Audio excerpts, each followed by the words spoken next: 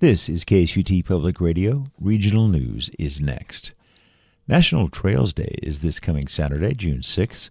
For more than 3 decades, the American Hiking Society and the U.S. Forest Service have teamed up to get people out on the trail. The Mountain West News Bureau's Jenny Kinsey has more. There are over 1,000 organized events this year, including a record 284 on National Forest land. That includes guided hikes and trail maintenance projects.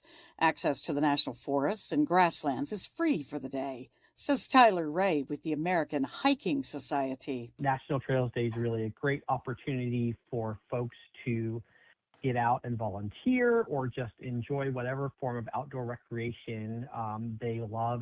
Ray adds there are plans for everyone, including interpretive trails for the disabled.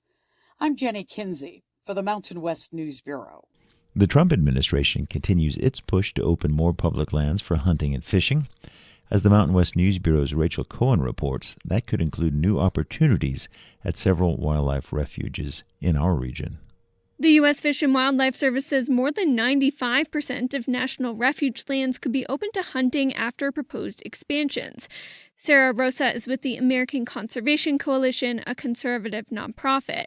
She supports the changes and says they better match state hunting rules. When the seasons are, what species are open to hunt. And so the more that you can align those where it makes sense, I think will make it easier for hunters and fishers to recreate on these lands responsibly. Sport fishing would be allowed for the first time at spots in Idaho and New Mexico, and big game hunting opened for the first time at Rocky Flats National Wildlife Refuge in Colorado.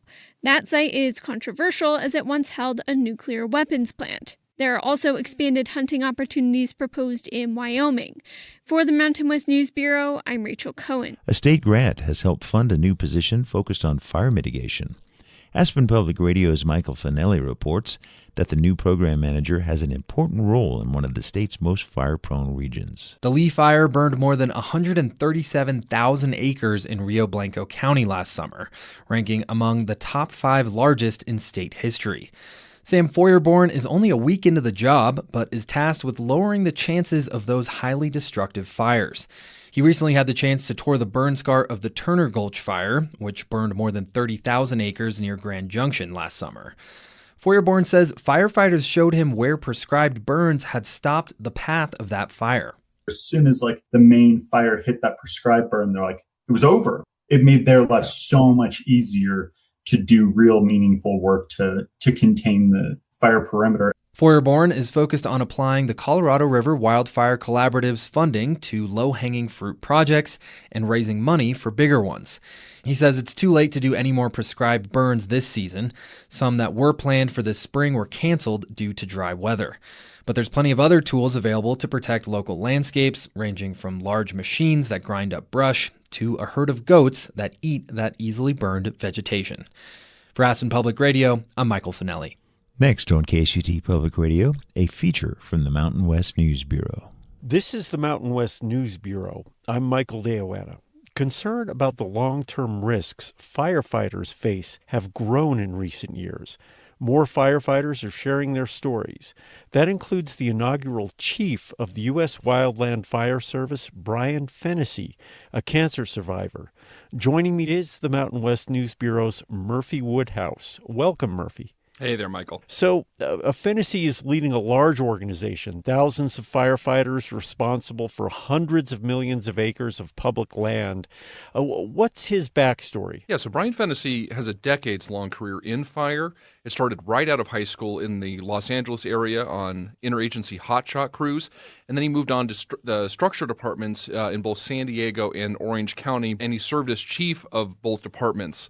So he has almost 5 decades of fire and significant leadership in both structure and wildland fire, and the agency he was chosen to lead, the U.S. Wildland Fire Service, that was formed earlier this year by consolidating the fire programs of several Department of Interior agencies. Yeah, I imagine fighting fires over the years comes with a toll.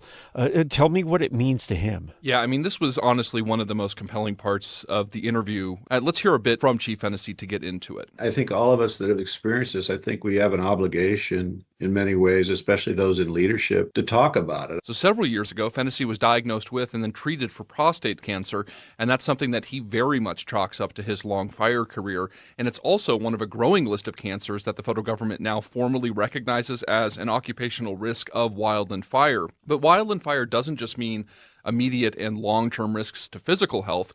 It also comes with a high mental and emotional cost, which Fennessy is familiar with. And he told me that firefighter health and well-being are going to be core priorities of his agency. Right. I mean, he only became chief in January to lead the new agency created by President Trump.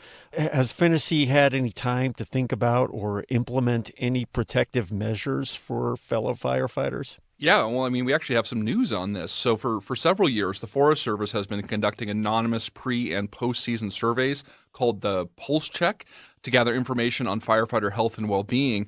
And just on Friday, I got confirmation from a fire service spokesperson that U.S. Wildland Fire Service personnel will now be able to participate. But we also discussed some of the ideas on his mind to further respond to the situation. He spoke approvingly of pilot projects where hand crews have an extra 10-person module, allowing for the previously unthinkable time off during fire season. And then on the long-term health risk side, he says the service needs to be aiding research and even mentioned facilitating firefighter sample collection on incidents. I took his commitments to be sincere, but even he says talk is cheap. Let's hear from him again. Everybody says, oh, my people are the most important resource we have, but the behavior, well, what you do with that demonstrates that. And so I quite frankly feel like we're behind. We need to catch up. Fennessy is also on the National Firefighter Registry for Cancer. Kenny Fent with the National Institute for Occupational Safety and Health oversees that registry. What does Fent say about Fennessy's priorities? The National Firefighter Registry for Cancer, or the NFR, is now far and away the largest effort to study the connection between firefighting and cancer. Fennessy has a strong record when it comes to the registry.